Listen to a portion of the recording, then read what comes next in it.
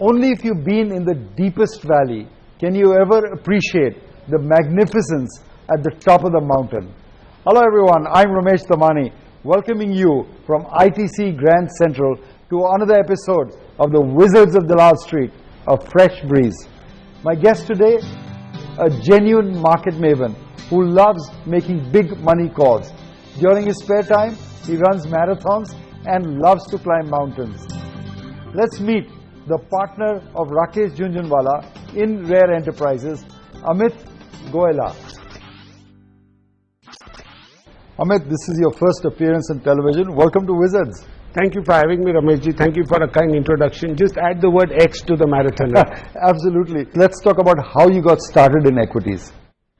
So I just finished my MBA, came back, joined ITC in Calcutta. They placed me in the financial services company where I did an IPO. That was the first time I realized what capital markets are all about. A few years later, you raised money for Bata, which changed the trajectory of your career. Tell me about how that was so influential in your career.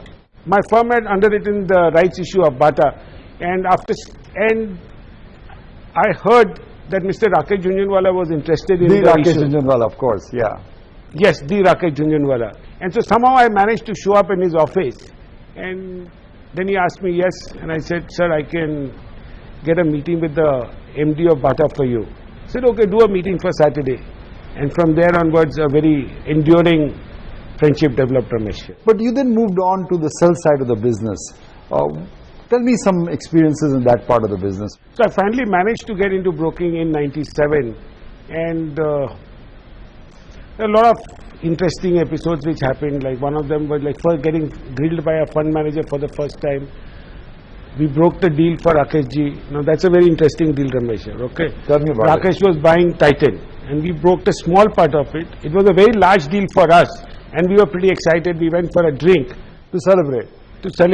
Not knowing how much money you left on the table. I wish I had invested instead of celebrating. The world's costliest drink. Always. You know, during that time period that you were in Alchemy, I know 9/11 happened. What was that experience for you? So that was a very, very searing experience, both professionally as well as personally. Professionally, I realized how leverage can kill clients, how leverage can completely change lives, how difficult it is to manage leverage. And on the other hand, for those who can manage leverage, life can be very different also. Like they can make unlimited amount of money. Personally, I guess I grew up after that. I realized that stock market is a very serious business. Reliance is such a big corporate, must have laid the foundation of a lot of your thinking. Tell me, what did you learn about investing while working with Reliance? So Ramesh, post I joined Reliance in the private equity, there was a reorganization on the group, and I got an opportunity to work with their strategy and the corporate finance team. With Anil Ambani's side of the business. Yes. What did you learn? Ramesh, when you are doing broking, you are only trying to take advantage of the noise and broke the next deal there.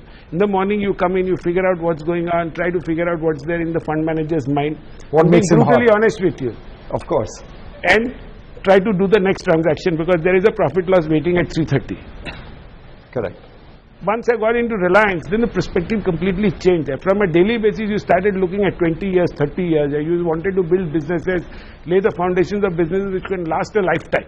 The opportunity came for you in terms of a phone call with a man who's interjected in your life many times previously. Tell me about that phone call and what happened there. So I'd been there in Reliance for a while, and then one day in the evening I got a call from Rakesh saying, why don't you come to my Again, Rakesh Jhunjhunwala, just for the record. Yeah. Again, whenever I talk of Rakesh, I only talk of the Rakesh Jhunjhunwala. There's no more Rakesh in my life. There's no Rakesh Roshan, Rakesh Mehta, nothing. Okay. So yes, he did call me and he said, Amit, why don't you come and see me in the office? He was fairly serious and said, you come and see me in the evening. I said, okay, I'll come.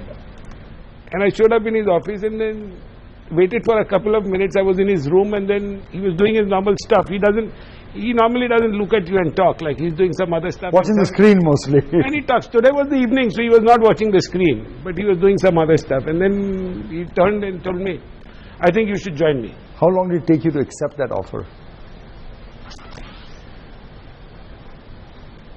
It's a difficult question you're asking me, Ramesh. It took me, to accept the offer, it took me a while. Okay. So there's no question of acceptance here. To get for the whole thing to become a reality took a while. What the boss said you did. You don't say no to Rakesh Junior. Everyone knows that. But I tell you what astonished me. He made you an offer, which is great, but you didn't sign on as an employee. You signed on as a partner of Rare Enterprises. Yes, Ramesh. That must have been quite something. Yeah, so he finished that line and then he said, I'll give you a partnership. So you get into this business by 2007-8 with him, and with your big picture experience, you call the top of the market at 2008. How was that like?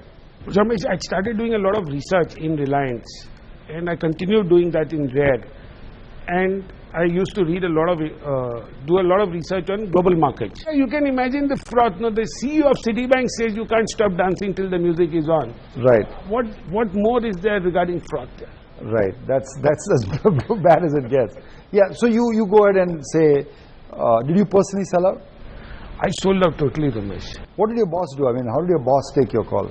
So I went and made the point to Rakesh ji, and he listened to me. He mulled over it. He agreed with it. Like, and he himself went out and made a couple of presentations. Did he sell his positions?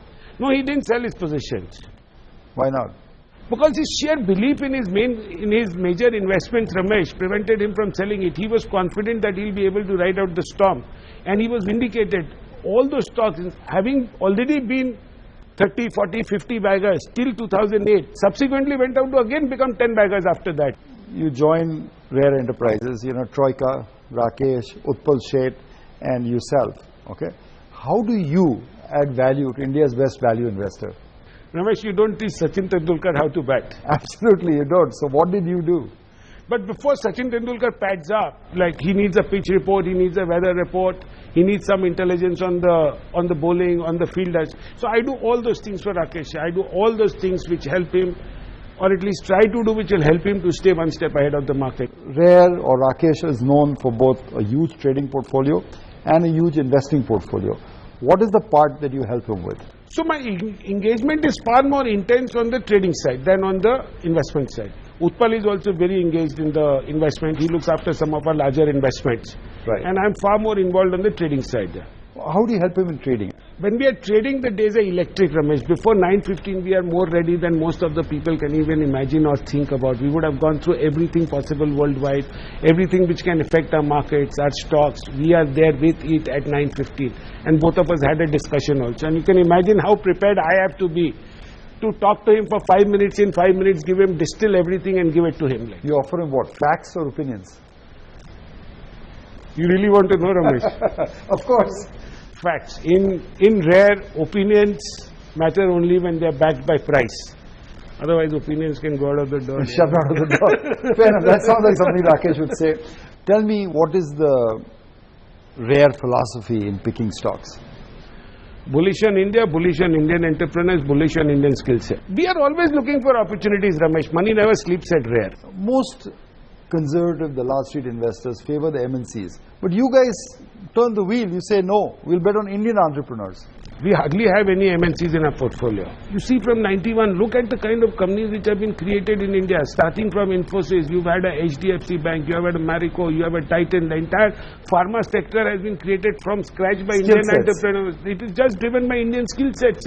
So, why this fascination with MNCs? I know one thing that Rare is famous for is what we call the all-in bets. But since you joined in 2008, talk to me about a swinging bet that Rare has made. One of the most recent bets which was made about 3 years back, we made that bet was on Escorts, Aurobindo. These are a couple of bets. Let's pick up Escorts. What did you like in Escorts? The Escorts management was on a road show and they came to our office also. It so happened that in that team Mr. Nikhil Nanda was there and Sridhar, who's a very well-known MD in the auto industry. He was also there. And we had about a very free-flowing an hour and a half discussion. And after that, I went to drop them to the lift and came back and Rakeshji told me, Amit, he's hungry. We need to buy this share. And that was it. He just started from there. But how do you bet on Escorts in 2013? The rupee is crashing, Escort sales are degrowing, the headline is bad, the Escort numbers are bad. What did you guys see that made you make this all-in bet on Escorts? So subsequent to what he told us, we went and did our due diligence and we found that if you remove the front part, in the back end they had already achieved a large part of it. And that gave us some confidence to really increase our bet. And secondly, Ramesh, we were very, very bullish on India at that point of time. Yeah, like I had just come back from a conference where there were 400 fund managers, and they were happy on the day the markets fell. The previous day the markets had risen, and they were upset. But you can't. You want to buy cheap. And the sentiment can't get more busted than that. Yeah? Like here was a company which was available for 600 crores. So this was an example of money never sleeping at rare. The worse it gets, the more excited you guys got. Yeah, those were exciting times there. Like I think we made several bets at that point of time which paid on quite handsomely. Like I know you've had the privilege of working with some of the immortals of the street. Tell me, what have you learned from them?